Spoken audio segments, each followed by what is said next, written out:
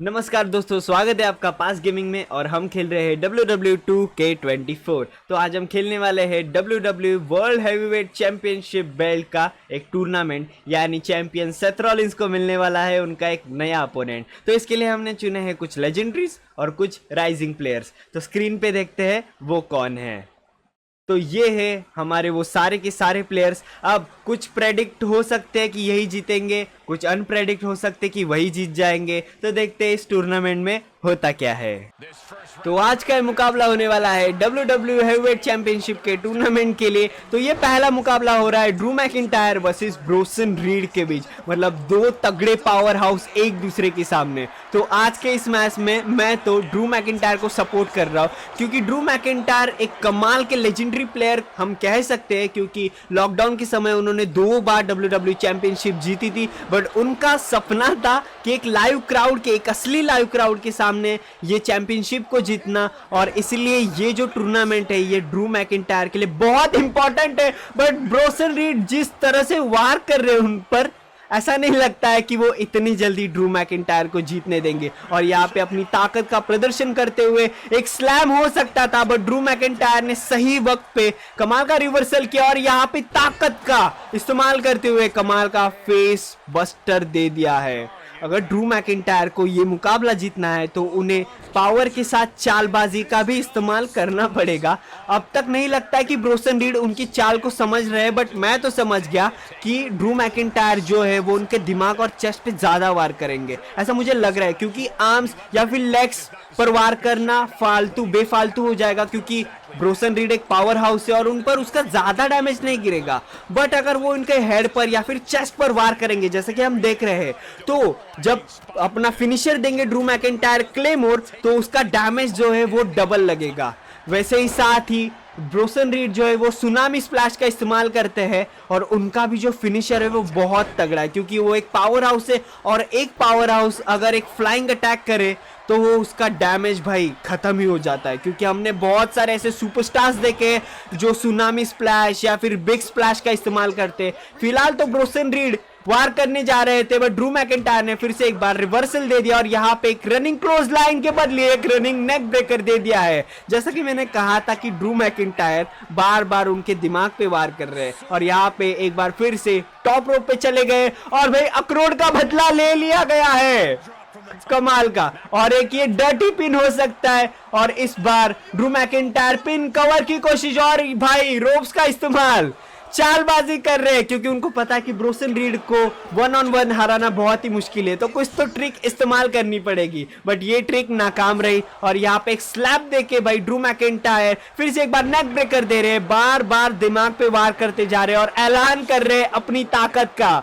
लगता है कि क्लेमोर जो है भाई, ये वाला जो था ये वाला ज्यादा इंपैक्ट दे दिया था।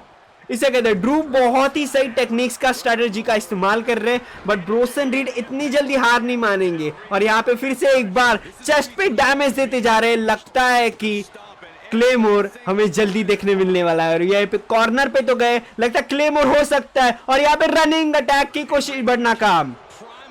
ड्रू समझ गए थे कि इतनी जल्दी तो ब्रोसन रीड पे क्लेमोर का वार करना नाकाम रहेगा, और यहाँ पे फायदा ले लिया था ब्रोसन रीड ने, एक रोप्स पे दे मारा, बट इंस्टेंट रिकवरी दिखाते हुए फिर से एक बार नेक ब्रेकर दे दिया गया है और ऐलान कर दिया है अपनी ताकत का। लगता है ये मैच यहीं पे खत्म होने वाली है। लगता है क्लेमोर हमें देखने मिल सकता है। 1 मिनट, ये पास वाला अटैक नहीं, क्लेमोर हमें जरूर देखने मिलेगा। और भाई ड्रू ने सुन लिए मेरी, क्लेमोर दे दिया है, बट इस क्लेमोर का ज्यादा इंपैक्ट नहीं गिरा, ये बहुत ही वीक था। और ड्रू मैकिंटायर समझ गए कि इस क्लेमोर के साथ मुझे देना पड़ेगा एक फ्लाइंग क्लोज लाइन, और ये पिन की कोशिश बट नाकाम।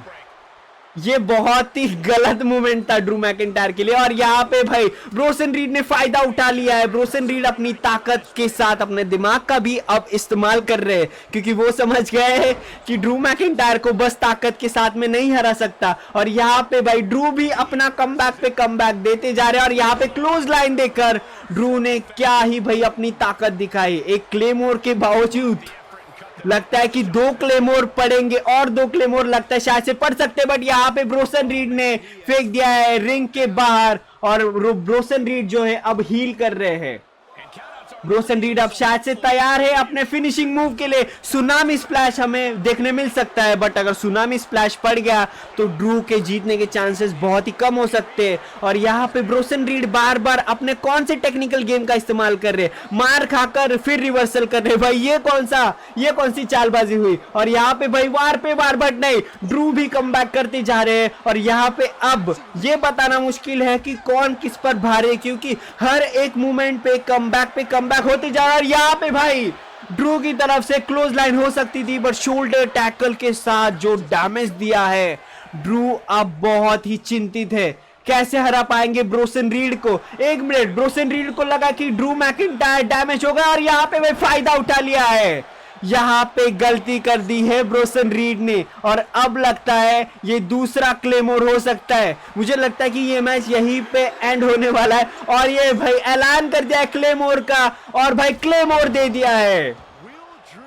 यहाँ पे पिन की कोशिश। अब मैं पूरा श्योर हूं कि ड्रू मैकिंटायर ये मुकाबला जीत जाएंगे। और ये कवर 1, ये 2 और ये 3। और आज के इस टूर्नामेंट के हमारे पहले विनर है the Scottish warrior Drew McIntyre.